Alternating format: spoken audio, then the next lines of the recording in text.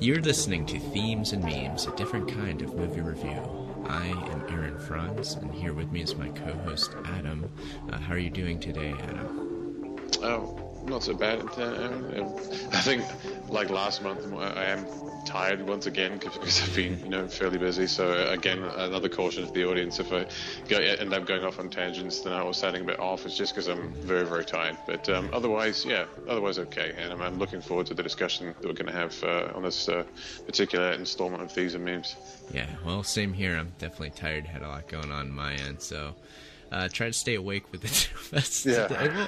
We'll do our best. I mean, we'll do our best. Yeah. When it comes to the film we're talking about today, they made every effort to make it exciting and action-packed as they could, the filmmakers, because this is the fourth Transformers movie we're reviewing today. Well, what is the subtitle of this one, Adam? It's Age of Extinction. That was something I found very interesting. I thought, when I saw the poster for it, I was thinking, like, you got a number of different directions here. And, of course, they allude to a few ideas, not that strongly, but, at points throughout the film regarding the concept of the extinction, like an extinction type event where, when one species is wiped out, another and takes over or whatever. Yeah, that kind of thing. So it got me thinking about those types of things. But when I went and saw the film, it wasn't really kind of what I was expecting. No. And I'll get into that as the interview progresses, and because there are a whole bunch of reasons for why that is. But at the same time, even though it wasn't what I was expecting, there was some fairly interesting points to look into and things to talk about. So yeah. Yeah, I didn't know what to expect going into this. I'm at a point where I don't even know what movies are coming out, you know what I mean? Because it's total saturation at the moment. It's crazy. Yeah. It's nutty. I was so tired from moving into my new house. I'd just been doing that nonstop that I decided to get out. So it was just like a night out, and I just kind of happened to go to this movie. I was like, oh, Transformers 4, and Uncle wanted to see it, so we went to go see Transformers 4. I'm like, okay, this should be interesting. And I was definitely taken aback by the movie because, I mean, I am very familiar with the series. It's something that we've talked about a bit in the past, these Transformers movies, how important they have been. Because I know that the first two Transformers movies definitely were produced with the help of the Air Force in a big way. Yeah. I'm not sure about the third one, and I don't think that this one was either.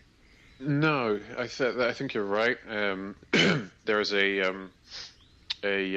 basically a list of films that you can get on the FOIA legislation from the Department of Defense, whereby that you request a document regarding all the films that they've had participation in officially, and they'll give it to you. And one of our mutual friends has done this and given us a copy, and I've had a look at that document, and it doesn't say anything about number 3 or number 4. But does feature films that were released after those. So, as we know the document's up to date, and so that would seem to suggest what they're saying is, no, we didn't have any involvement in this film.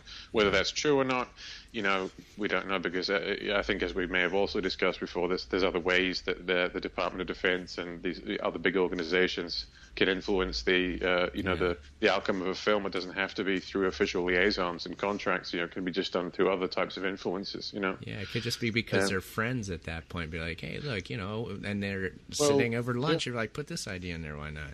Well, they've all been directed by Michael Bay for a start. So he worked with the military on the first two, and it's like by the third time around, he was like, right, I don't need your help. I know what to do. So maybe that's what happened here. And the producer is Spielberg too. Oh, I didn't know that. I didn't see that actually. That's interesting. That says a lot. That says a lot. He doesn't generally get involved with anything that isn't significant in one way or another.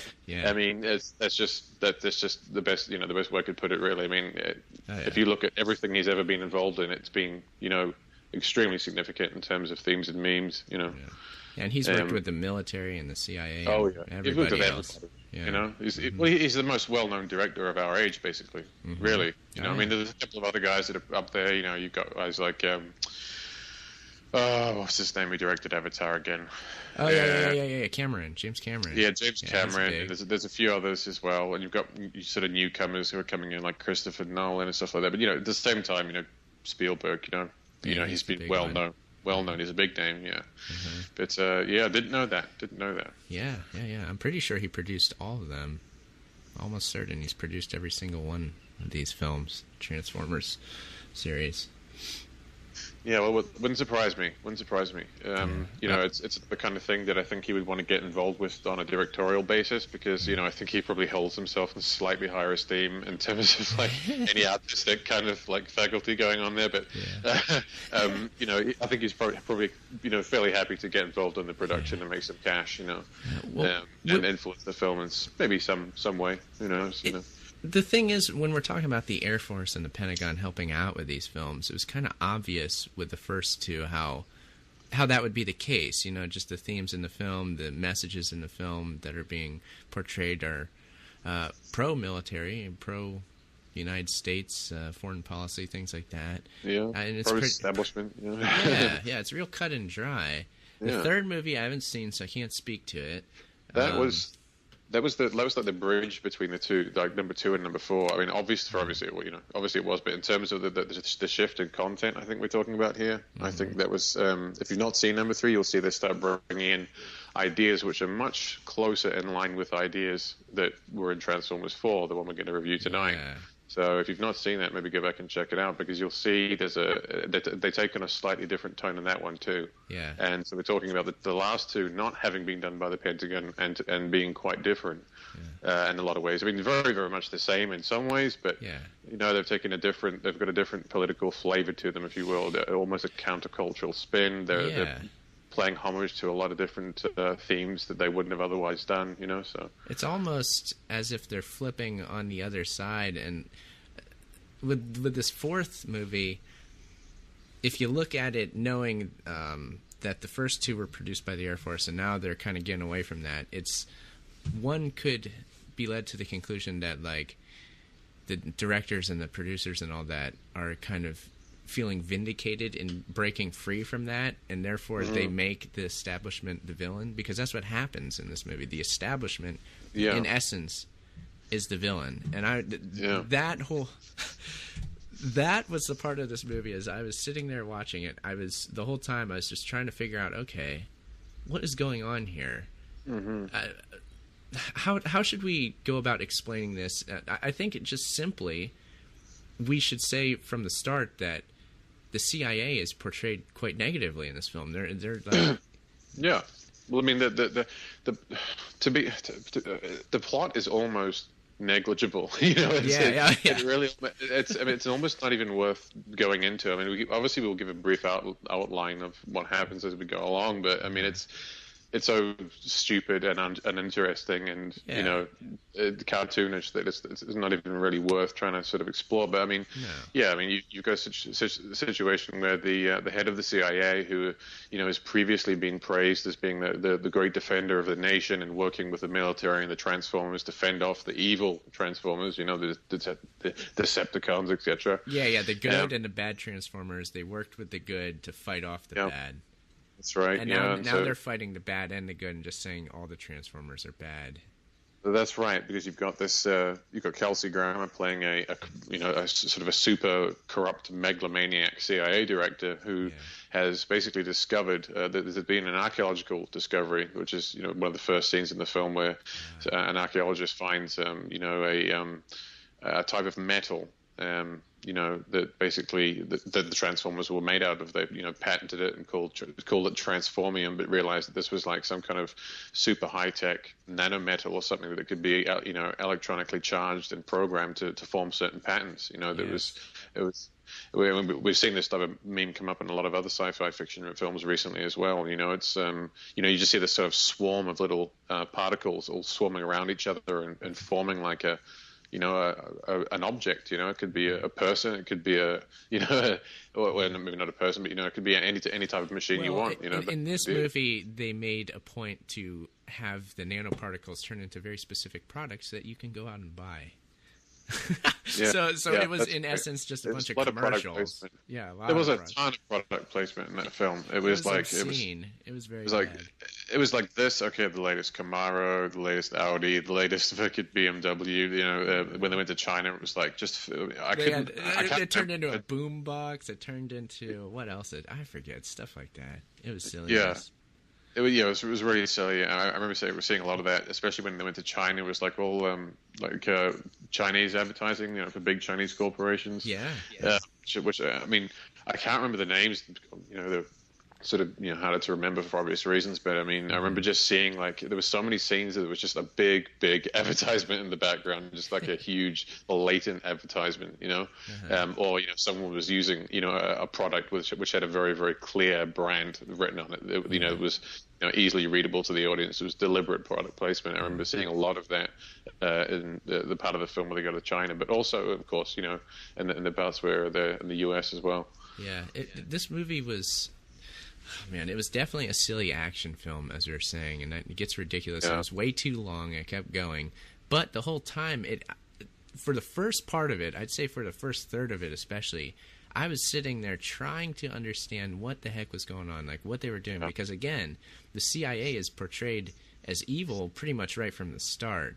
You got that Kelsey Grammer character as the director of the CIA. He's heading all these black ops, which the White House secretary comes in, tries to get information on, and he's getting nowhere with it. Yeah. You know what I mean? Yeah.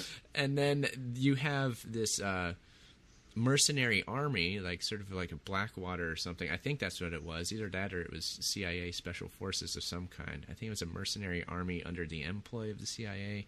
It's something like that. One of those collaborations, they do it all the time. You know, the CIA, if it needs a job done, recruit just, you know, like a special division of the Army special division, you know, whatever. You know, they'll find a group of guys that are, you know, trained in whatever they needs to get done. But I digress. Go on. Yeah, and the mercenaries were tracking down the protagonists and doing horrible things to them, so it was quite clear, okay, the CIA is evil, and they're going after innocent people, and they're also going after the benevolent Autobots. Yeah, that's right. Who tried to save them, you know, who worked with them in good faith and tried to save them, you know, and all that happened was, you know, there ended up being a war and people ended up hating the Transformers, and, you know, they all went into hiding and blah, blah, blah, blah, blah, and it's so you've got, I mean, I'm not sure if it's so much, I mean, I guess, you know, it could definitely be interpreted in terms of like the CIA being the, you know, the antagonist, or the CIA being evil as a whole, but they do focus in on the director of the CIA, I think,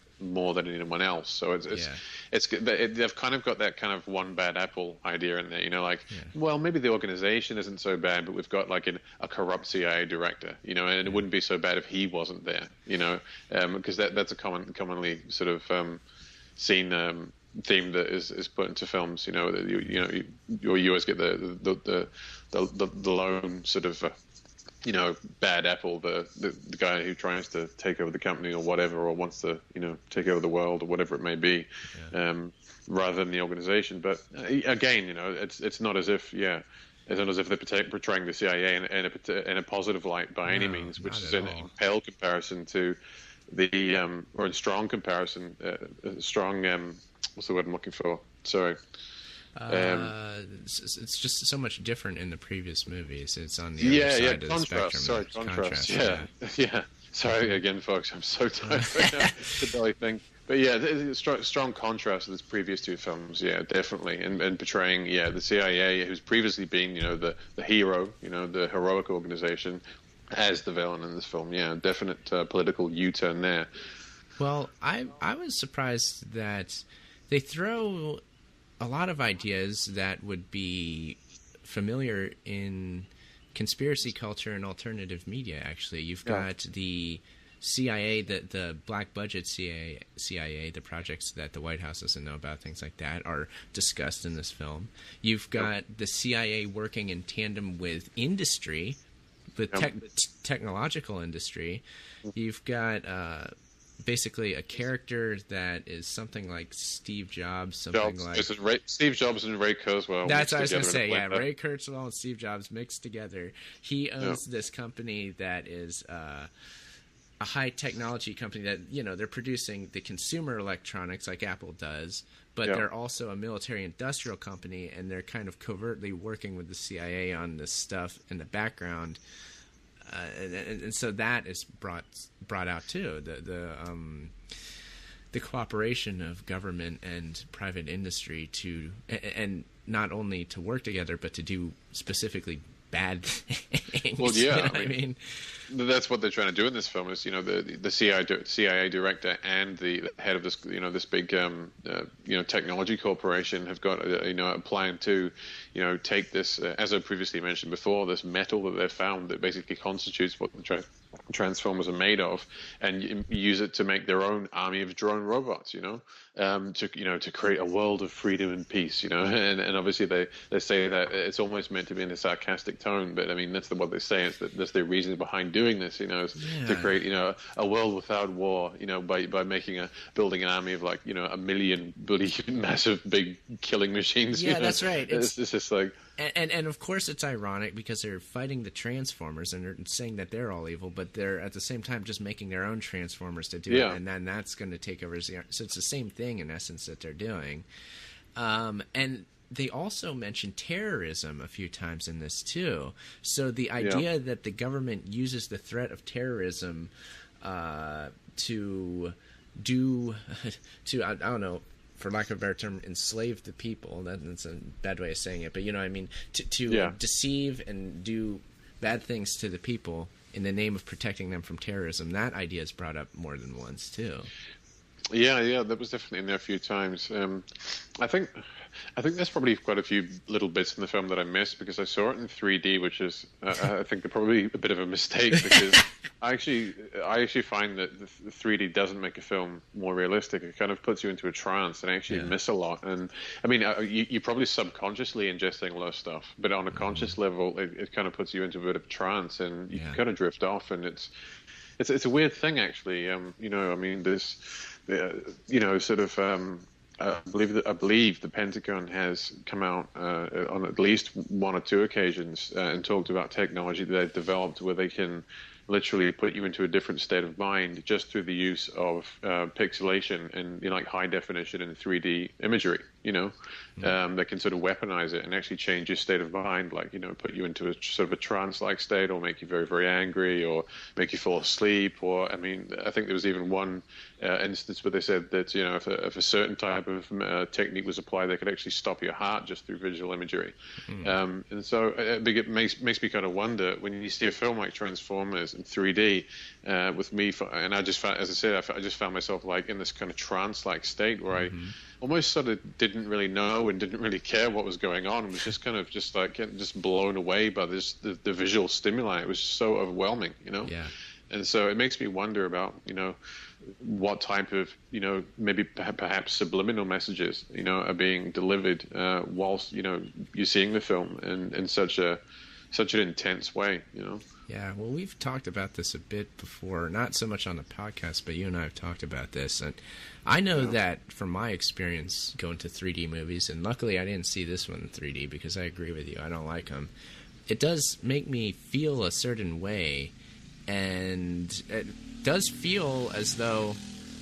hold on.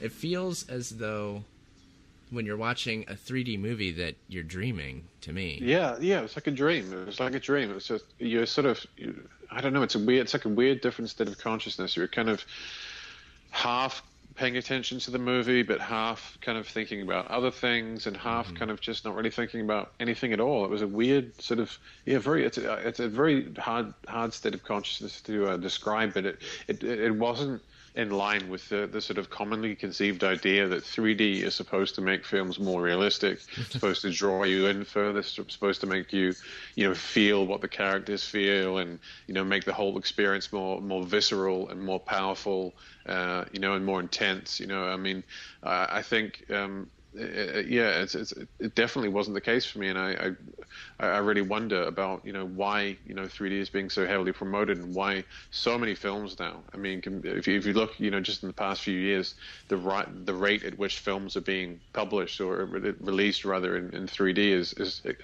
increasing almost exponentially, and so it makes me wonder about why and what's going on there, and the whole mechanism that seems to be at work here, where the 3D effect actually puts you into kind of a subliminal state. And I think for that reason, there's probably quite a few bits of the film that I probably can't consciously remember. I mean, things that actually went on that that are probably some buried in my subconscious somewhere, but that I can't consciously talk about. So yeah, well, that's a weird one. But yeah, I've read some of the other reviews of this film, and almost all of them say the same thing, that the movie went on, and there were so many action sequences that just continued and continued and continued. So long, yeah. And all the reviewers were saying that they got tired from this. And that's it. That's actually, yeah. That's kind of what I was getting at. Actually, it was like I actually got fed up. Like it was like I was like, come on, can we just slow things down just for a second or two here? Because it was literally just like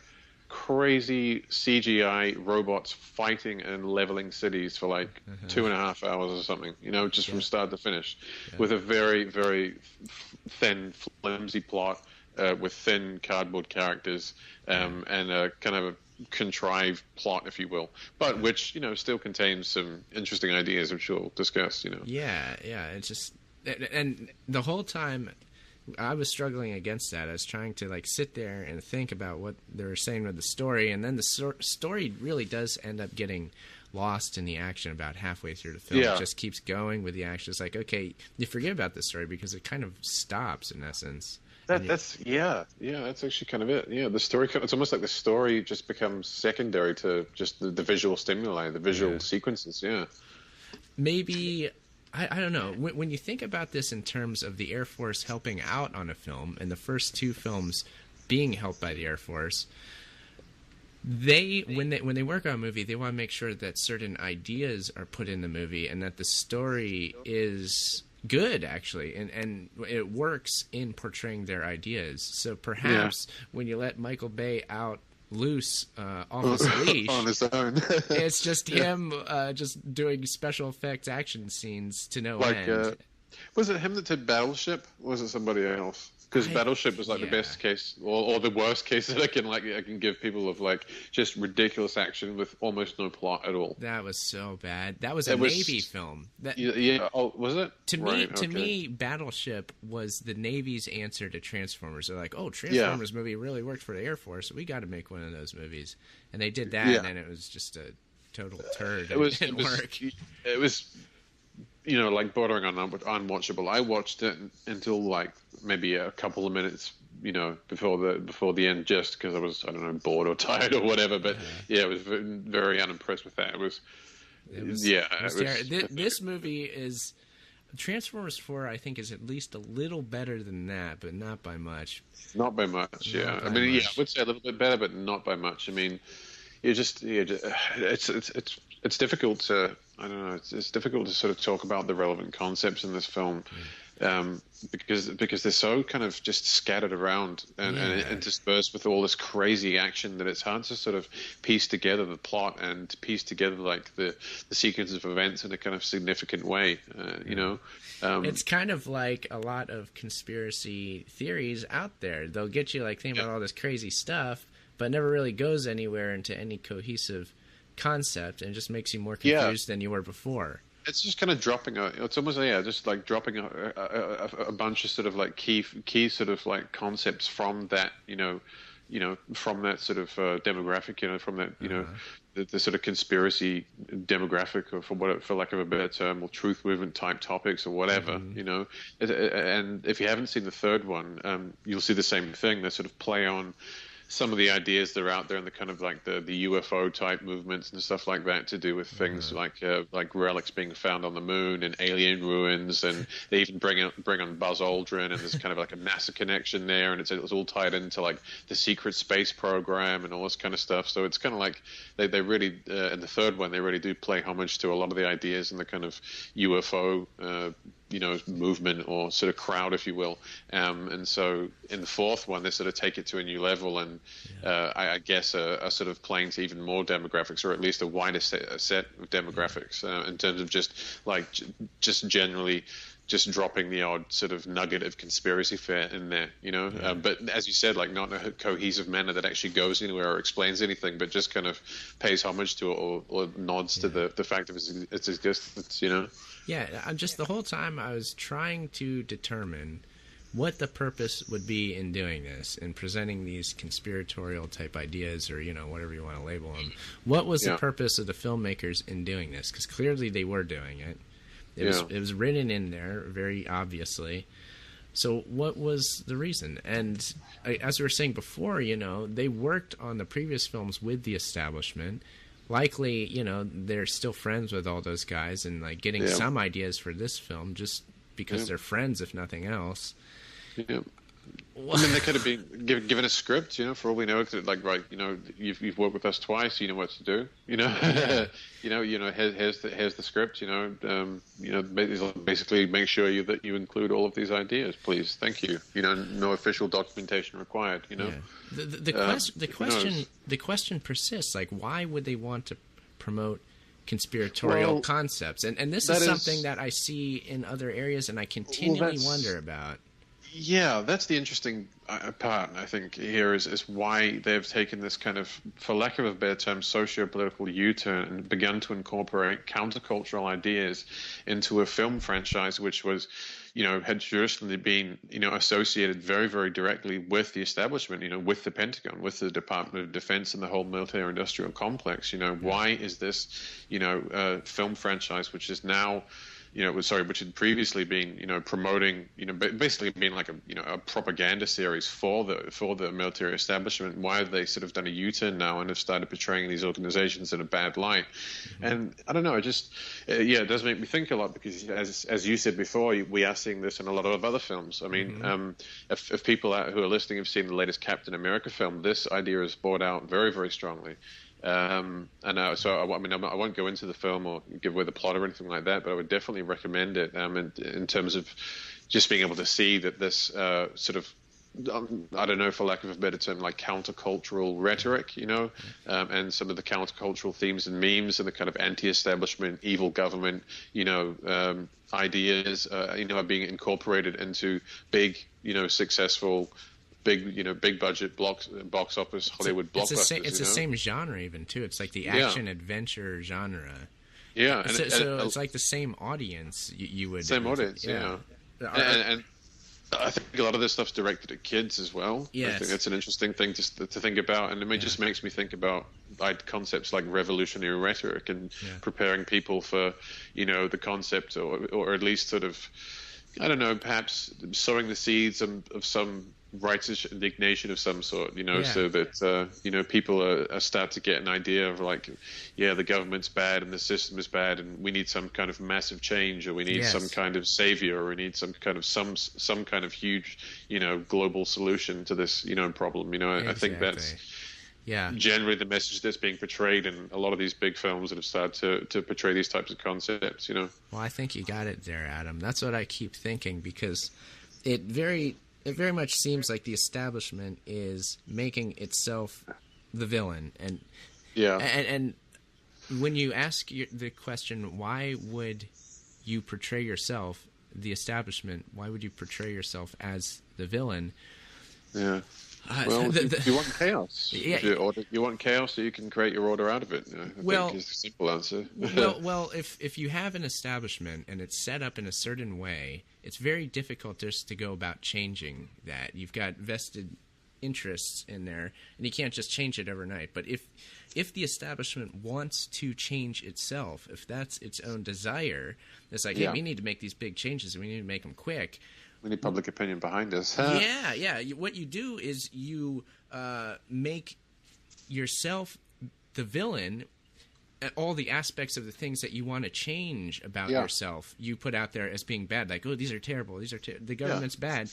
Because if people come over to the idea that the establishment is bad, then they will demand that it be changed.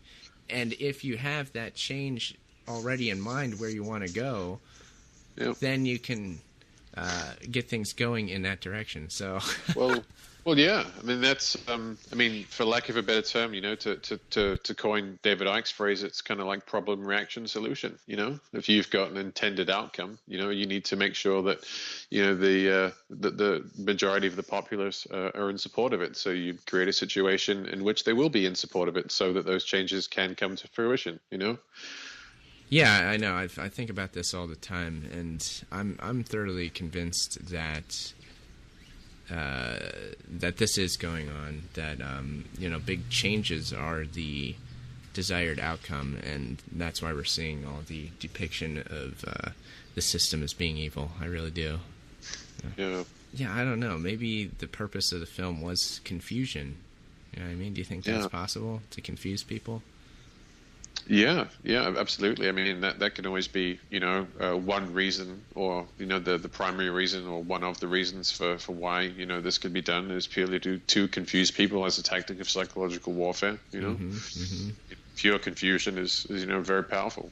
Yeah, and confusion, I think, is a good tactic to spur off revolution. You get people confused, they don't know what's going on, then just chaos ensues. Yeah, and the other, I think, positive. Well, I suppose the other advantage, for making people really, really confused, is that they can be more easily led in a certain direction when you supply the heroes and the good shepherds and the sort of the public faces of the politicians, whoever the countercultural leaders, whoever it may be. Whenever you supply those people to the public during a state of mass confusion, people are far more likely and far more prone to sort of jump on the bandwagon, so to speak, and to go along with whatever that particular pundit is saying and support them, because they're desperately looking for something to identify with, and for a group to identify with, and to something through which to reestablish their identity, because they've been put into such a confused state. And so, I mean, I do think it's definitely possible that some of the techniques we're seeing in terms of like 3D and high definition, could just, at least in part, be used to deliberately confuse people, to further that overall agenda, for lack of a better term. Yeah. And I think it's worthwhile to point out the role of China in this film. They do go to China for a good portion of the end of the film. They're in China for a long time.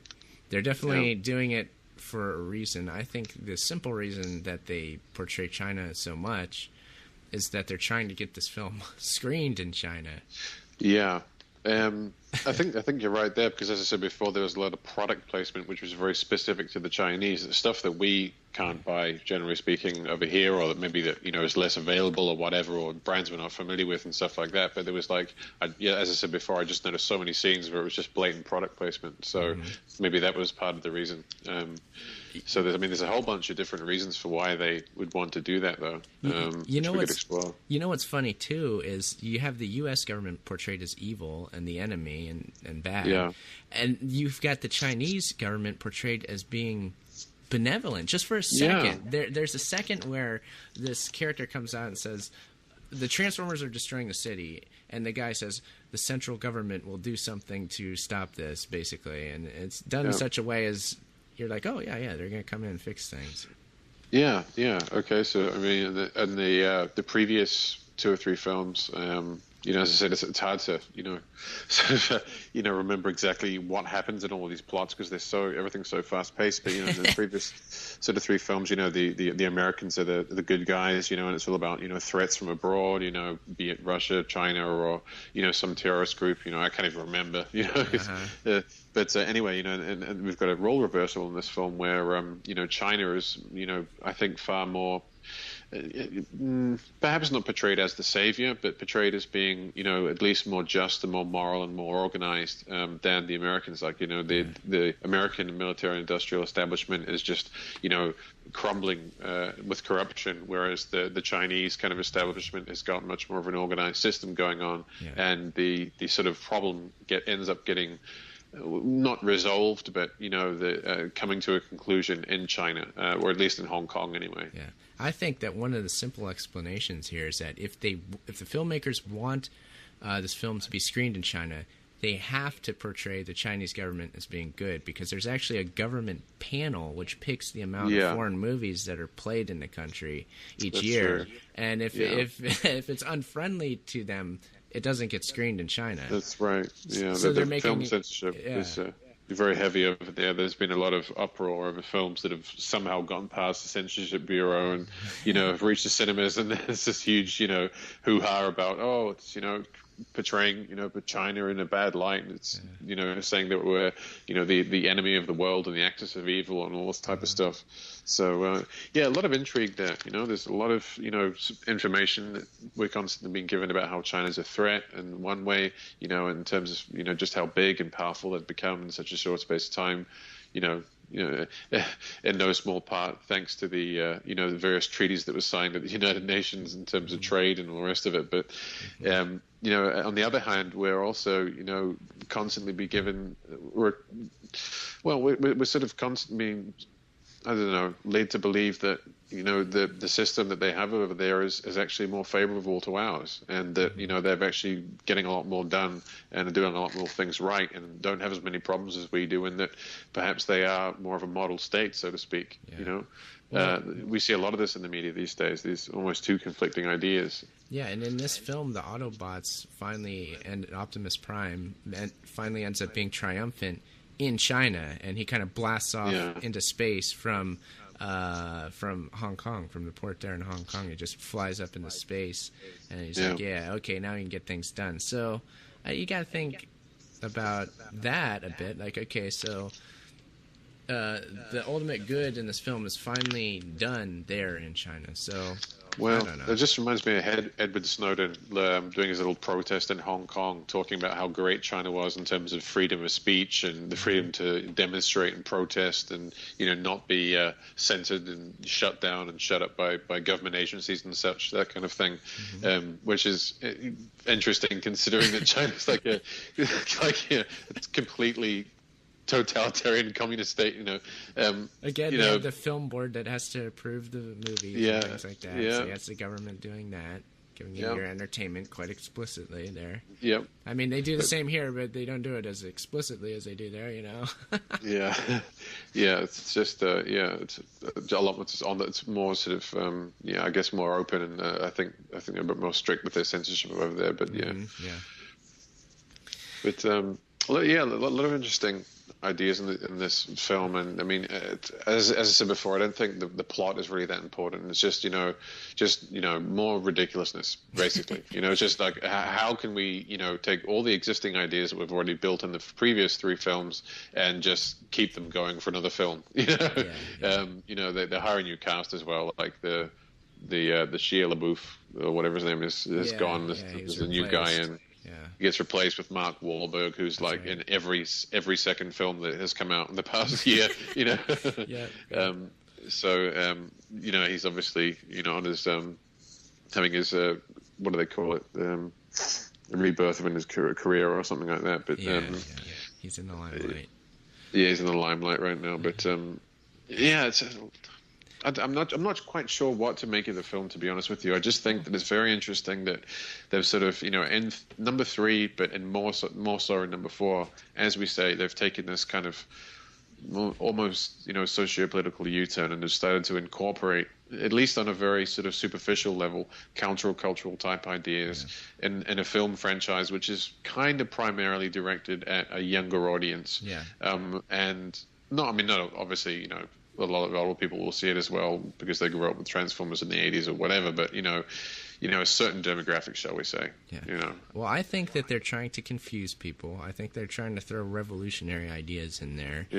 And if there were a purpose in all this, which I want to believe that there is, I think that there is actually purpose in this. The purpose would be to lay the groundwork for a revolutionary movement that seems to be growing. And again, when we're talking along these lines, one has to wonder whether the whole conspiracy realm itself and alternative media, parts of that aren't, if they're not if they're not conscious of doing what they're doing, then they're being used to foment that. Yeah, they're fulfilling a purpose whether they know it or not. Yeah, and the purpose would be to bring about these great changes. You know what I mean? If you're railing on about how bad the government is,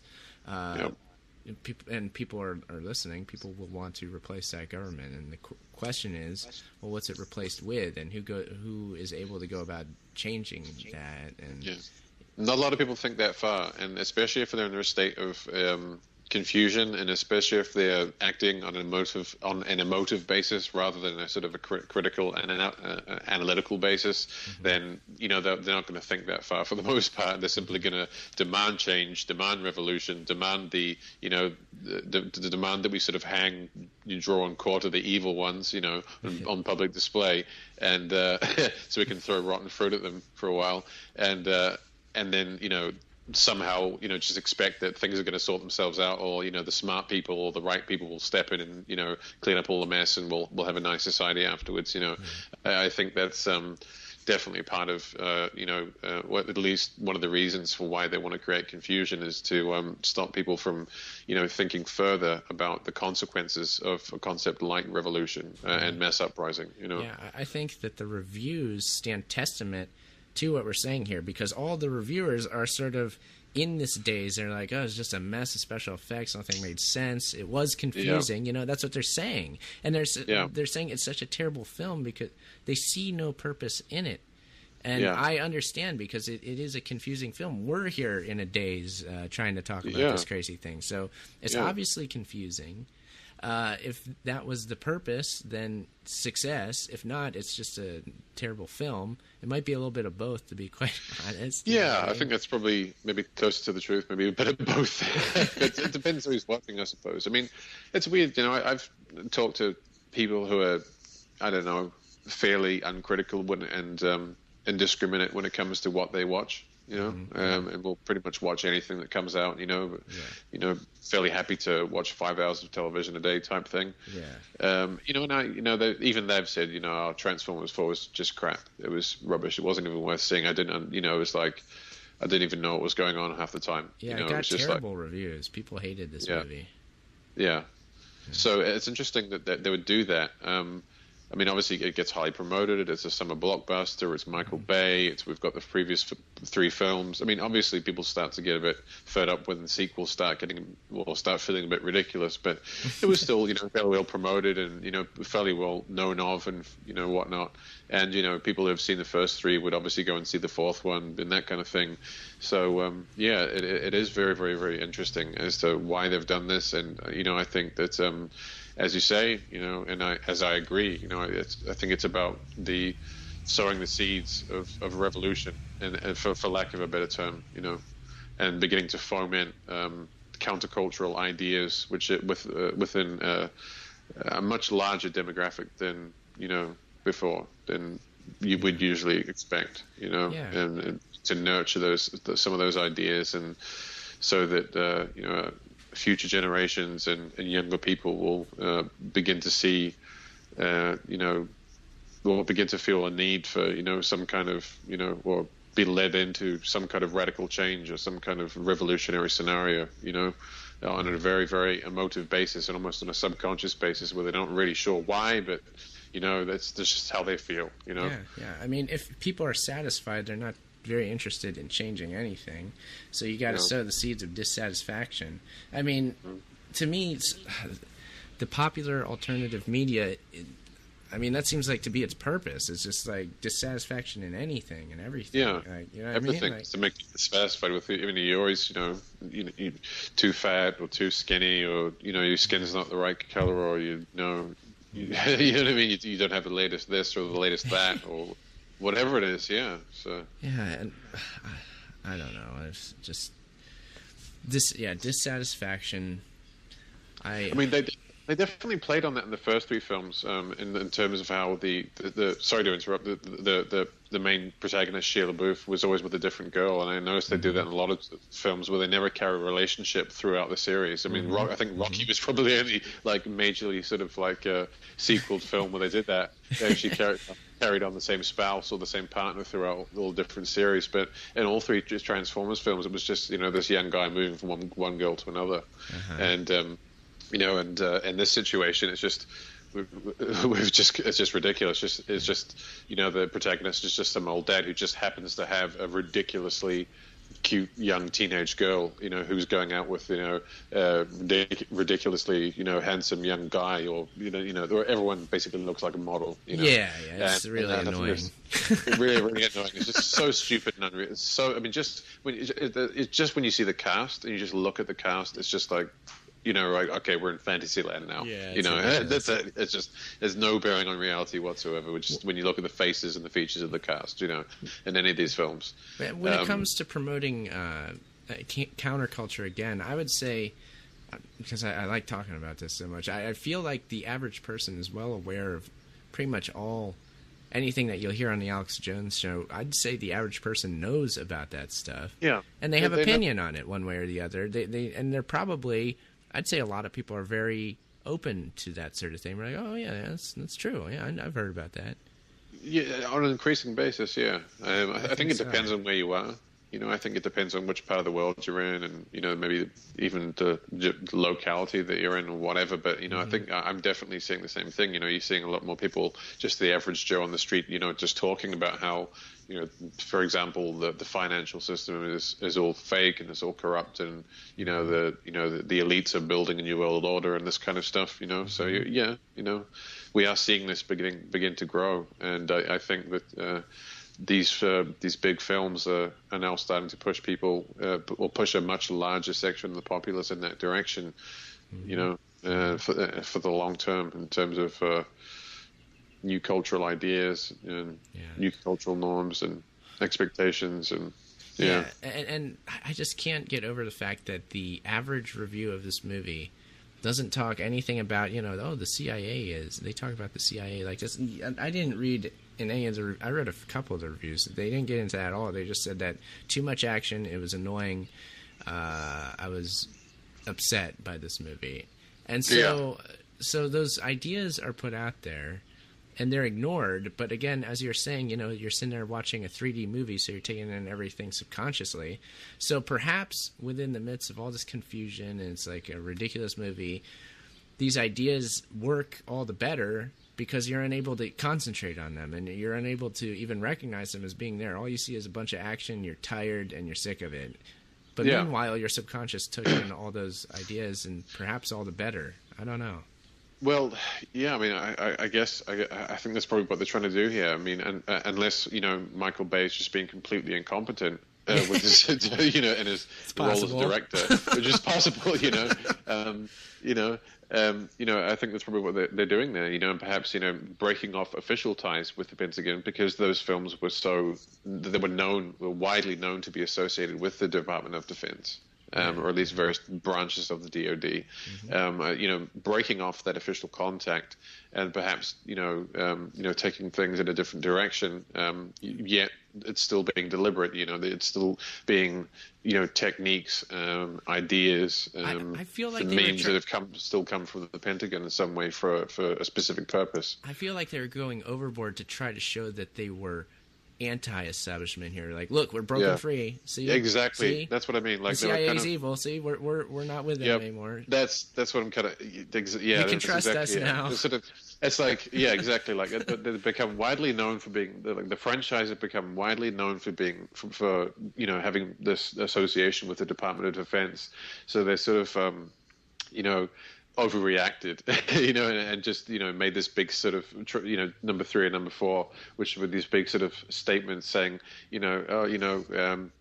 sort of trying to placate the doubters and the skeptics, so to speak, or the detractors or whoever, and then saying, look, we're independent now, and we're going a different direction now, and they're sort of overcompensating for that fact, which is always a sign of someone doing something very consciously and deliberately, usually because whatever they're telling you is not true. What we should do is watch for YouTube videos from people about Transformers 4 going, look, they're finally telling the truth, where they're celebrating the film, like, and this film has the truth, you need to see it. I think that's kind of part of it as well, actually. I think it's part of it as well, is to kind of create a sense of trust again in Hollywood, and trust in terms of these big films that we've seen. Even like if you look at like the recent Batman films, most notably the Dark Knight. Some of the Dark Knight Rises, where you have this the antagonist, the Bane character, talking like legitimately about basically a corrupt elite establishment living off the backs of the working class and just totally screwing them in every way possible. So he's bringing in sort of anti-establishment countercultural ideas into that sort of comic book reboot. And we've also seen the same thing with Captain America. Now we're seeing the same thing with Transformers, and there's probably quite a few other examples, although I can't think of them right now. There's going to be more and more. I'm definitely noticing a lot. Yeah. Something's going on here. What it is isn't exactly clear. Yeah. But I think a lot of it, what I was saying before, is I think a lot of it is to do with kind of getting, like, in one way they're sort of trying to nurture this sort of, countercultural temperament among certain demographics and sort of acclimate them more toward anti-establishment ideas. But at the same time, by doing that, they're trying to engender trust again. Because I think people had gotten to, I think they probably found that a lot of people had gotten to the stage where they were beginning to, basically sort of become sick of Hollywood and begin to doubt it and just begin to recognize how blatant the propaganda was, and just, even just the average person would just sort of maybe start walking away from these films like, oh God, they just seem like just a bunch of, just pro-military nonsense, and so they're maybe trying to respond to that in some way and doing what they're doing. To try and sort of engender some more trust in the kind of the big Hollywood blockbuster establishment and all those production companies and all their ties to various military industrial companies and all the rest of it, trying to keep themselves relevant, so to speak, and still make themselves sort of or retain a sense of trust, I guess, whilst simultaneously kind of fostering, a revolutionary culture for the future in some way. Now, do you have anything to say about the Dinobots in this film, Adam? Is there any little? Were you happy with the way they were portrayed? The Dinobots. I think there were probably that resonated with me on a kind of a revisionist history level, I guess, more. If you look into a lot of the sort of fringe stuff within the sort of truth and new age UFO type movements and those types of cliques and crowds, there's a lot of stuff about ancient history, about how ancient civilizations might have been wiped out, and who really created us by aliens and things like that. By aliens, were we created by aliens? And all these, you've got Zachariah Sitchin and you've got Rag von Daniken and a whole bunch of other writers that have jumped on board with that idea since, promoting that idea and just getting to all the speculation about what might have happened in the past in terms of like big Earth cataclysms and perhaps us being created by aliens or being visited by, or that kind of thing. And they've sort of mixed it in with religion as well, and all those types of ideas. I felt that in the whole Dinobot scene, when the very first scene of the film is basically Transformers basically destroying the dinosaurs. Evil Transformers, the creators of Optimus Prime and the rest of them. They're alluded to quite. So the Transformers themselves allude to their creators, which they don't know who they are. So it's the same idea, like these alien race of creators that go around the universe, seeding different planets, destroying different planets. We get the same idea in Prometheus. Same yeah. thing. I was about to say, yeah. Prometheus. You also see the same meme in a few other things. There's a TV show called Falling Skies on at the moment, which I've been following. I don't watch television generally. Yeah, it's an alien show, sure. It's an alien invasion show, more about like, what happens to humanity after the event and how humanity deals with it, and like, the sort of a post-apocalyptic society, so to speak, and the resistance to this kind of invasion. But anyway, we're seeing the same idea in a lot of those episodes as well. So we're hitting on some real memes here. We've dug out a few from this pile of crap of a movie here. Yeah, they're definitely in here. We've put our gloves on. We've dug our hands into the dung, and we've come out with maybe a couple of nuggets. I think. Yeah, definitely. Well, I personally was upset that Grimlock didn't talk in this. Grimlock's voice from the original Transformers series, right? Probably. I wasn't. I mean, I remember Transformers. I remember watching it, but I wasn't like a huge fan. So I'm not maybe as well versed in it as yourself. But. Me, Grimlock, going to destroy Decepticon. Was it? That was the main Dinobot. So we didn't get to hear that fun voice.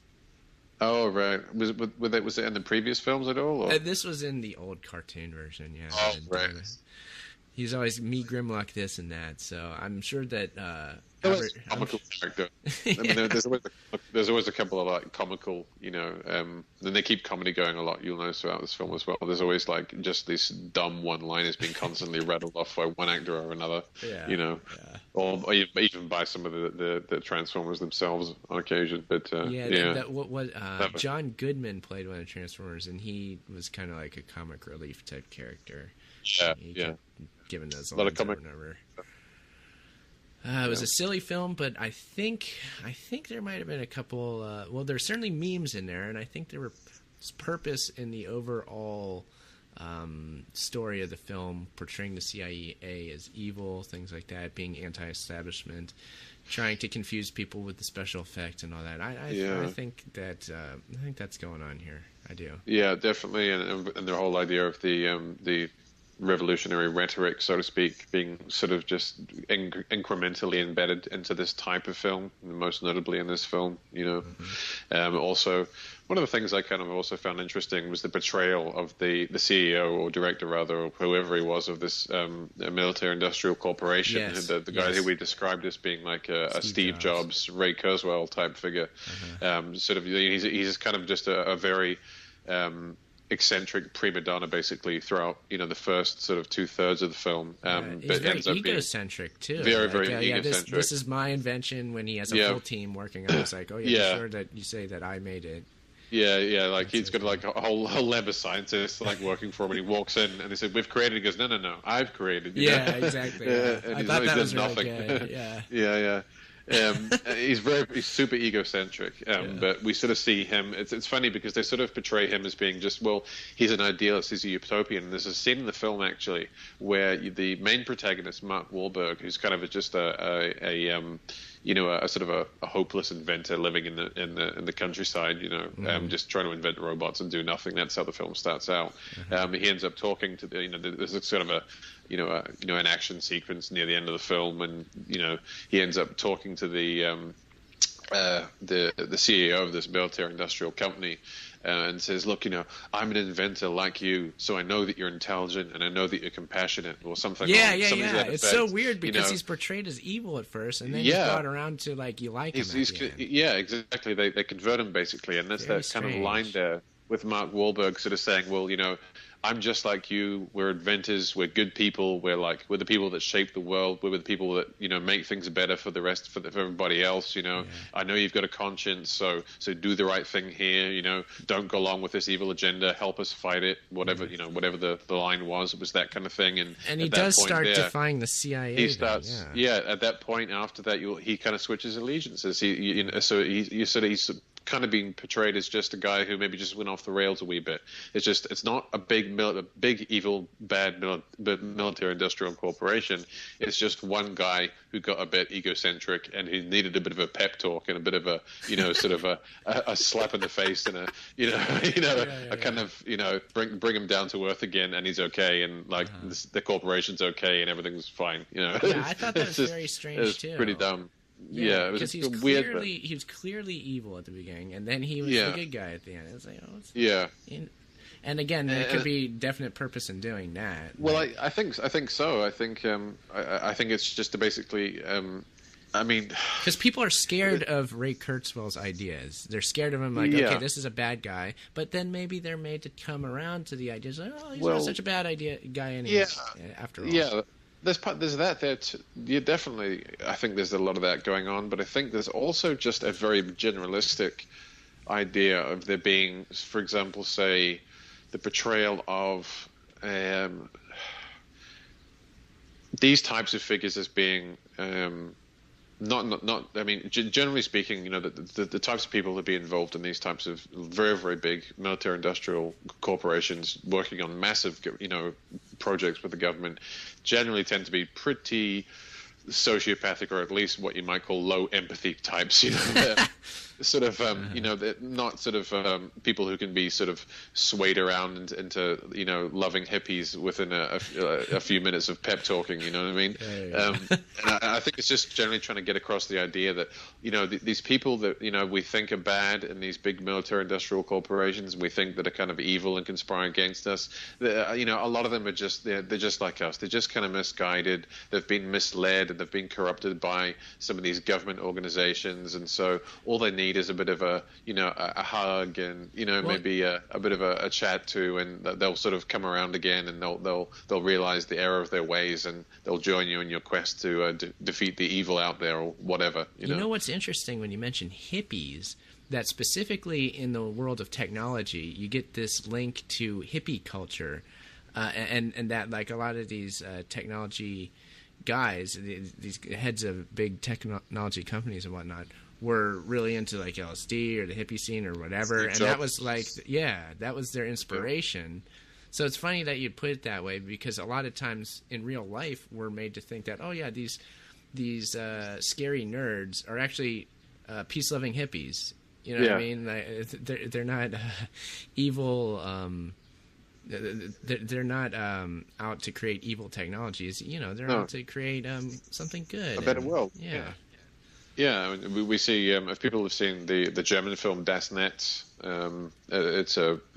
translates to the net, as in the internet. That's a good one. The Unabomber. So Ted Kaczynski, LSD and the internet. It's called the Das Netz, the Unabomber, LSD and the internet, and it goes into the you know, the beginnings of the. I don't know, the beginnings of cybernetics, the beginnings of the internet, all the different academics that were involved in creating that, and how those ideas basically came out of and were related to culture at the time, more than anything else. So it goes into the link between technology and culture, and how those two things sort of coagulated in the 60s. And sort of, there's, I think, I mean, if people watch the film, there's a suggestion that, you know, Kaczynski might have had his head messed with at some point, and might have been set up as a patsy, which I tend to think he was. Yeah, definitely. But anyway, that's a different film. We'll get to that some other time. Well, we're talking about technology and all that. We can't help but do this sort of thing. Sorry for throwing we're on the loose again here. I think we've talked enough about this crazy film. I think we've hit the themes and the memes quite enough. So I guess we'll end this episode right about here. What do you say, Adam? Sure, yeah. I mean, there's always going to be a million and one other things that we will, you know, wish we'd mentioned. You know, I mean, for me anyway, I always think of things that I wish I'd mentioned that I forget at the time. But I mean, the general idea with this film is it was just so crazy, so overloaded, so over the top, so intense, that it just kind of put you into a different state of consciousness. And I think that was done deliberately. And I think that the basic themes and memes we've covered throughout this interview were meant to be, I don't know, sort of embedded in the psyche on almost semi-conscious or subconscious level. Definitely for a mass audience, I think. Yeah. It's either that or Michael Bay has just made a really, really terrible film. Hard to say for sure. But we want to thank you for listening to this review, definitely. And if you like this podcast, we do one of these every month. We're thinking about doing even more than one a month here. We'll see how things go. So many films. So many films. Yeah, there's definitely tons of them. You can subscribe to the podcast at my website, ageoftransitions.com. Find my Trans Resistor radio feed. It's on there. So if you do like this, download it, save it, share it with people. Do whatever you want with it, and we will continue making these crazy movie reviews. We're not done. No, we're not done yet. The sky's the limit, and there's so much that can be done under the banner of themes and memes. There's so many things to talk about, and there's so many ideas, and I think we're just going to keep going, and this thing's just going to keep getting better, and we're going to come up with more ideas and more things to cover. And I even made a little music video if people want to check that out sometime.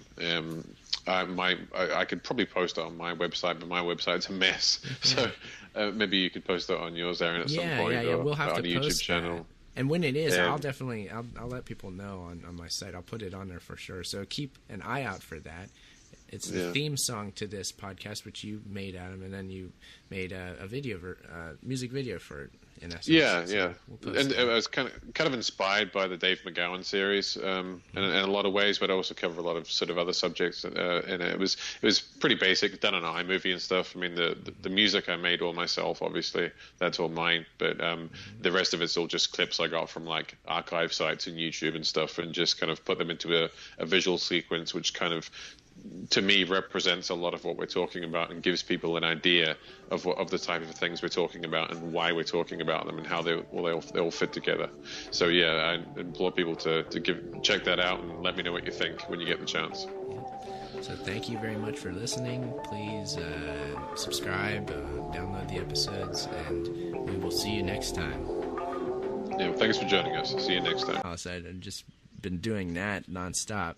That I decided to get out, so it was just like a night out, and I just kind of happened to go to this movie. I was like, oh, Transformers 4, and Uncle wanted to see it, so we went to go see Transformers 4. I'm like, okay, this should be interesting. And I was definitely taken aback by the movie, because, I mean, I am very familiar with the series. It's something that we've talked about a bit in the past, these Transformers movies, how important they have been.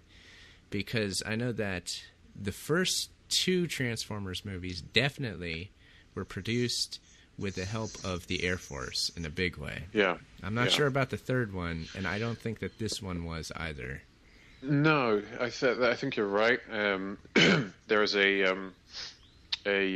basically a list of films that you can get on the FOIA legislation from the Department of Defense, whereby you request a document regarding all the films that they've had participation in officially, and they'll give it to you. And one of our mutual friends has done this and given us a copy, and I've had a look at that document, and it doesn't say anything about number 3 or number 4. But does feature films that were released after those. So, as we know the document's up to date, and so that would seem to suggest what they're saying is, no, we didn't have any involvement in this film. Whether that's true or not, we don't know, because I think, as we may have also discussed before, there's other ways that the Department of Defense and these other big organizations can influence the outcome of a film. It doesn't have to be through official liaisons and contracts. It can be just done through other types of influences. Yeah, it could just be because they're friends at that point. Be like, hey, look, and they're sitting over lunch. You're like, put this idea in there. Why not? Well, they've all been directed by Michael Bay for a start. So he worked with the military on the first two, and it's like, by the third time around, he was like, right, I don't need your help. I know what to do. So maybe that's what happened here. And the producer, in terms of the shift in content, I think we're talking about here. I think that was, if you've not seen number 3, you'll see they start bringing in ideas which are much closer in line with ideas that were in Transformers 4, the one we're going to review tonight. So if you've not seen that, maybe go back and check it out, because you'll see they take on a slightly different tone in that one too. Yeah. And so we're talking about the last two not having been done by the Pentagon and being quite different in a lot of ways. I mean, very, very much the same in some ways, but they've taken they've got a different political flavor to them, if you will. They're almost a countercultural spin. They're playing homage to a lot of different themes that they wouldn't have otherwise done, so. It's almost as if they're flipping on the other side, and with this fourth movie, if you look at it knowing that the first two were produced by the Air Force and now they're kind of getting away from that, one could be led to the conclusion that, like, the directors and the producers and all that are kind of feeling vindicated in breaking free from that, and therefore they make the establishment the villain, because that's what happens in this movie. The establishment, in essence, is the villain. And that whole that was the part of this movie. As I was sitting there watching it, the whole time I was just trying to figure out, okay, what is going on here? How should we go about explaining this? I think it just simply, we should say from the start that the CIA is portrayed quite negatively in this film. They're like, yeah. Well, I mean, the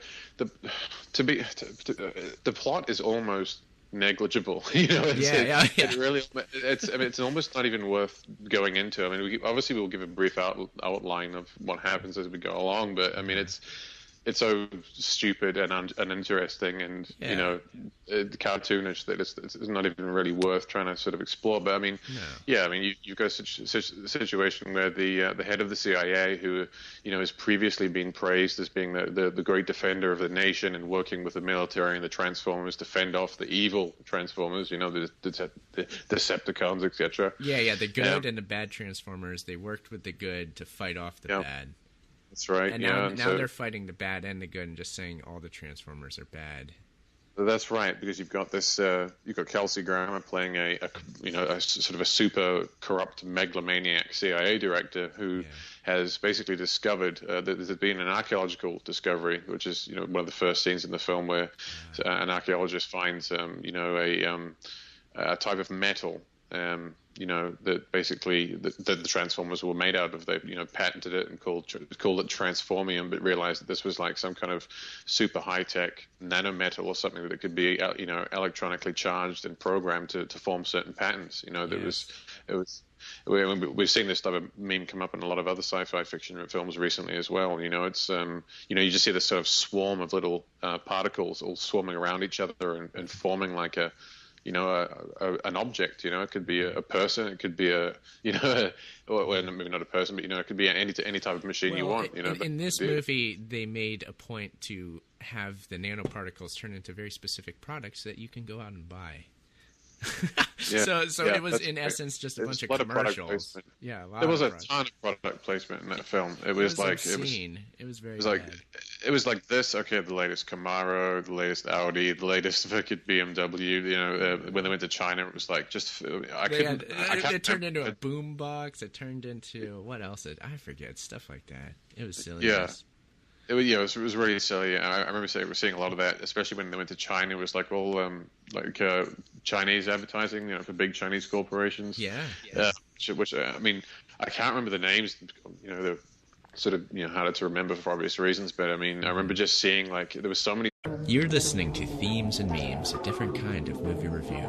I am Aaron Franz, and here with me is my co-host Adam. How are you doing today, Adam? Oh. Not so bad. I think, like last month, I am tired once again because I've been, fairly busy. So again, another caution to the audience: if I end up going off on tangents, then I was sounding a bit off. It's just because I'm very, very tired. But otherwise okay. And I'm looking forward to the discussion that we're going to have on this particular installment of Thieves and Memes. Yeah, well, same here. I'm definitely tired. Had a lot going on my end, so. Try to stay awake with the two of us today. We'll do our best. I mean, we'll do our best. Yeah. When it comes to the film we're talking about today, they made every effort to make it exciting and action-packed as they could, the filmmakers, because this is the fourth Transformers movie we're reviewing today. Well, what is the subtitle of this one, Adam? It's Age of Extinction.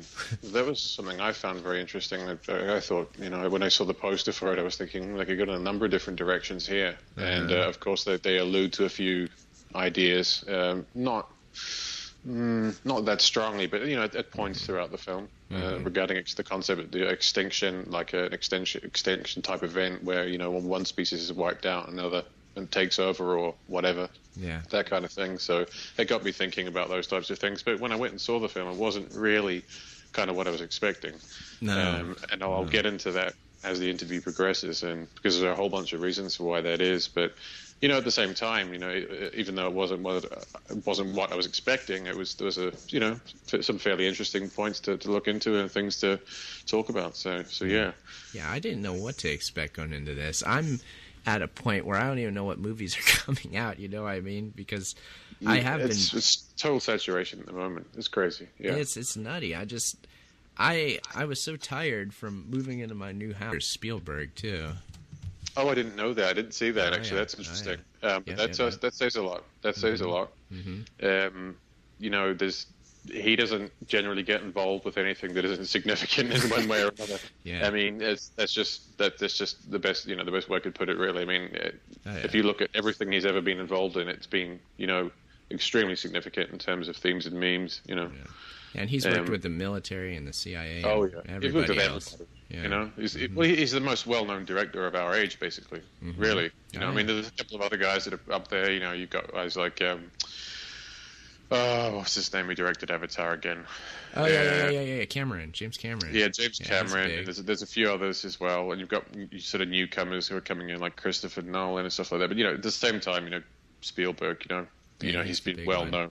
Well-known. He's a big name, yeah. But, I didn't know that. Yeah. I'm pretty sure he produced all of them. Almost certain he's produced every single one of these films, Transformers series. Yeah, well, wouldn't surprise me. It's the kind of thing that I think he would want to get involved with on a directorial basis because, I think he probably holds himself in slightly higher esteem in terms of like any artistic kind of like faculty going on there. But, I think he's probably fairly happy to get involved in the production and make some cash, and influence the film in maybe some way. Who knows?